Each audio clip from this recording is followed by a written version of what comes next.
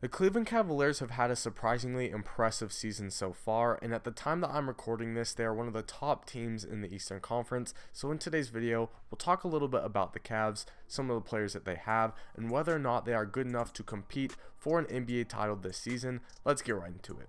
If you've not already, please make sure to like this video and subscribe to my channel. I'm uploading videos every single week and your support goes a long way. But anyways, getting into things, when looking at the Cleveland Cavaliers roster, I don't think that many people would expect them to play as well together and have the chemistry that they have together, considering how young a lot of their core players are and how little those core players have played together, as well as the fact that JB Bickerstaff only took over the head coaching job last season. So when you look at all of these things together, it's kind of surprising just how much success the Cavs have had so far this year.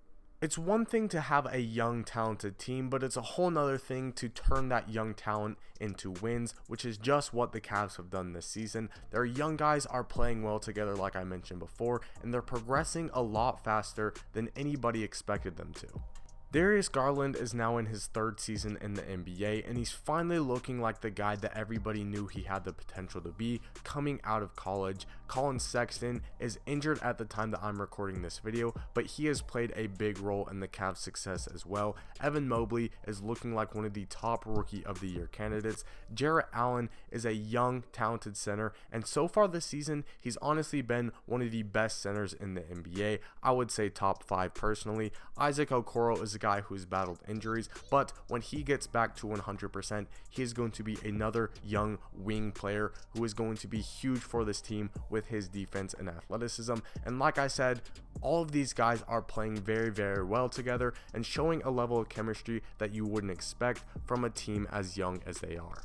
But just as important are the unsung heroes, the role players on this team, guys who won't get talked about as much as the young stars that I just mentioned, but guys who definitely deserve just as much credit for the position that the Cavs are in. Guys like Lauri Markkanen, Cedi Osman, Dean Wade, and great veterans in Kevin Love and Ricky Rubio. Kevin Love does not get enough credit for the success the Cavs have had this season. I think that he is a huge leader on this team. He put his pride away, he put his ego away. He now comes off the bench, a guy who is a Cavaliers legend who won a championship with LeBron James and Kyrie Irving in 2016, but is now coming off the bench for this team because that is what's best for them. And Ricky Rubio, a guy who's as unselfish as anybody in the league, a guy who will set up his teammates, who has been around the league, who knows the game of basketball. These two veterans are possibly the most important keys in the success the Cavs have had this season, and I think they will be just as important in the success the Cavs have going forward. Record-wise, at the time that I'm recording this, the Cavaliers are a top 5 team in the NBA, and even though I've been hyping them up so far in this video, on paper, they should not be a top 5 team in the league at all. They shouldn't be anywhere close to that. So it begs the question, what has led to the Cavaliers' success this year? When bad teams have a winning streak to start this season, NBA fans usually write it off as teams not coming ready to play or teams underestimating them because they are a bad team. That is not the case with the Cavs. That excuse does not fly because even now that the Cavs are a legit threat, people know that the Cavs are good. They have proven that they can hang with the NBA's top teams. Every team comes ready to play against the Cavs. They are still winning games. It is not just teams underestimating them or sending weak lineups out. The Cavs are outright beating teams, and I think that the number one reason for the wins that they have gotten this season and for their success is the fact that all of their players know and embrace their roles, and they all do their jobs very, very well. I kind of talked about it before, but I think that this unselfish, team-first attitude trickles down to all of the players when leaders like Kevin Love and Ricky Rubio exhibit it to a T.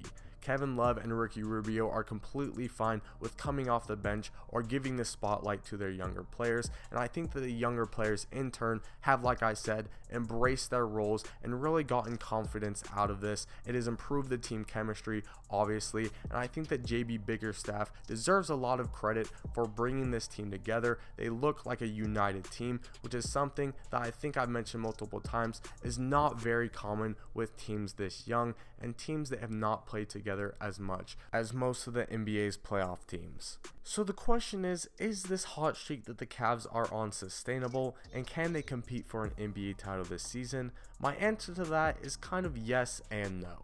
Because of the things that we've already talked about in this video, like the chemistry, like the unselfishness, like every guy buying into their role, I expect the Cavs to have a lot of regular season success and win a lot of games this year. But do I expect them to win an NBA title or even compete for an NBA title? Not really. When you look at some of the other teams, even just in the East, I think that come playoff time, when these teams are full strength, they just have more talent and more experience than the Cavaliers do.